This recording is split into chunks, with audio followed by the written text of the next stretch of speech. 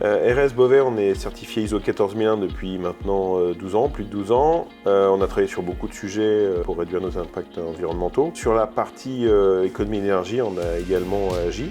On a plusieurs actions à notre actif. Je propose qu'on fasse un petit bilan de ce qu'on a déjà mis en place. Donc on pourrait commencer par parler des économies d'eau.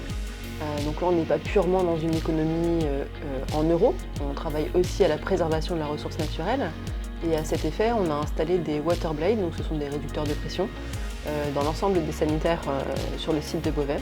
Chaque lavage de main génère une économie de plus de 50% d'eau grâce à ce nouvel équipement. On a également travaillé sur nos consommations énergétiques avec une part importante de nos consommations qui est représentée par l'éclairage, avec donc le basculement sur la technologie LED depuis quelques années, donc sur la partie bureau et plus dernièrement sur la partie entrepôt, en intégrant des technologies qui nous permettent de faire de la détection de présence, mais également sur la variation de niveau d'éclairement en fonction de l'apport d'éclairage naturel. Donc, ce qui nous a permis sur les 12% de notre consommation électrique de réduire de plus de 300 MW notre puissance utilisée par an sur la partie éclairage.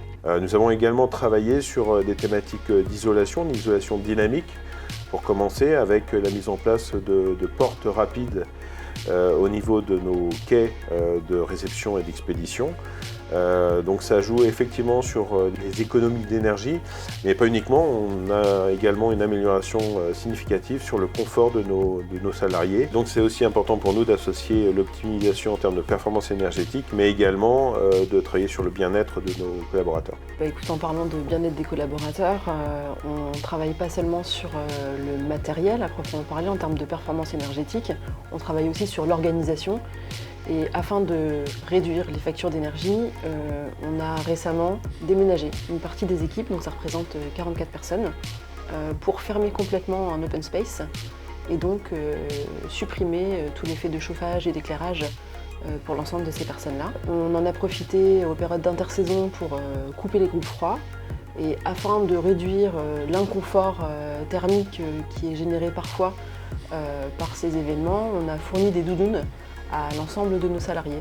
L'ensemble de ces éléments nous permet aussi d'aborder une notion réglementaire qui est liée au décret tertiaire, puisque nous avons déjà baissé de 33% nos consommations d'énergie, en sachant que l'objectif est de baisser de 40% de nos consommations pour l'année 2030. Alors on va continuer à avancer, continuer à améliorer nos performances.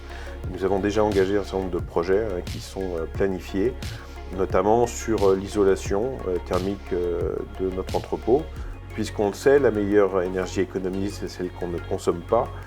Donc nous allons travailler sur l'isolation thermique du bâtiment. On a déjà engagé des démarches et les travaux doivent démarrer prochainement. L'objectif est à la fois de réduire nos consommations d'énergie, mais également d'améliorer le confort de notre personnel, notamment pendant les périodes d'été.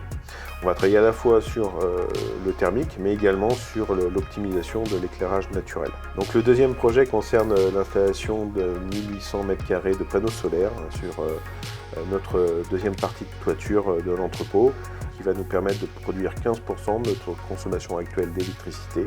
En parallèle, nous travaillons sur les nouvelles technologies avec notamment l'IoT pour optimiser le Building Management System.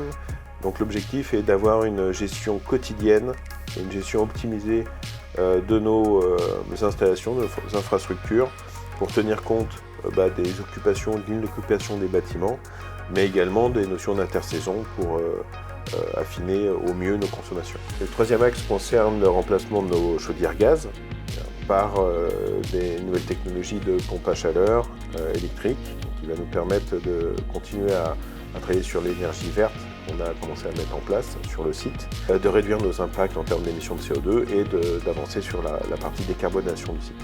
Donc, en effet, la décarbonation, c'est un sujet qui est extrêmement intéressant, d'autant plus que le groupe a lancé une démarche dite ESG pour la RSE il y a maintenant 1 an et demi, et dont un des sujets principaux est la décarbonation, puisqu'on souhaite avoir des opérations directes entièrement décarbonées pour l'année 2030. On se rend bien compte que l'ensemble des actions qu'on vient d'évoquer sont tout à fait en ligne avec l'actualité, que ce soit réglementaire ou RSE avec le groupe. Et on sait qu'il y a encore un gros challenge à relever avec pas mal d'actions à déployer.